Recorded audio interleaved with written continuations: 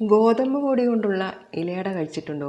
വളരെ ടേസ്റ്റാണ് കേട്ടോ. ഒരു കപ്പ് ഗോതമ്പ് പൊടിയിലേക്ക് ആവശ്യത്തിന് ഉപ്പും അല്പം തേങ്ങ ചിരവിയതും കുറച്ച് നെയ്യും കൂടെ ചേർത്ത് ഇതുപോലെ പച്ചവെള്ളം ഒഴിച്ച് നന്നായിട്ട് കുഴച്ചെടുക്കാം. ചപ്പാത്തി കുഴയ്ക്കുന്ന പോലെ കുഴയ്ക്കരുത് കേട്ടോ. അതിനേക്കാൾ കുറച്ചുകൂടെ ലൂസായിട്ട് ഇതുപോലെ നല്ല പോലെ കൈ വെച്ച് കുഴച്ചെടുക്കാം. ഇനി ഇത് തയ്യാറാക്കാനായിട്ട് ഒരു കഷ്ണം ഇലക്കീറിൽ ഇതങ്ങ് വെച്ചങ്ങ് പരത്തി കൊടുക്കാം. വിരലുകൾ ഉപയോഗിച്ച് കനം കുറച്ച് അടയാക്കി പരത്തിയെടുക്കാം. ഇനി ഇതിൻ്റെ ഉള്ളിൽ വെക്കാനായിട്ട് തേങ്ങ വെച്ചിട്ടുള്ള ഒരു ഫില്ലിംഗ് തയ്യാറാക്കാം. കുറച്ച് തേങ്ങ ചിരവി അതിലേക്ക് അല്പം പഞ്ചസാരയും ഫ്ലേവറിനായിട്ട് ഏലക്കാപ്പൊടിയും കൂടെ ചേർത്ത് നല്ലപോലെ മിക്സ് ചെയ്ത് അത് അടയുടെ മേലെ ഇങ്ങനെ പരത്തി വെച്ച് മടക്കിയ ശേഷം സ്റ്റീമറിൽ വെച്ച് അങ്ങ് സ്റ്റീം ചെയ്തെടുത്തോളൂ.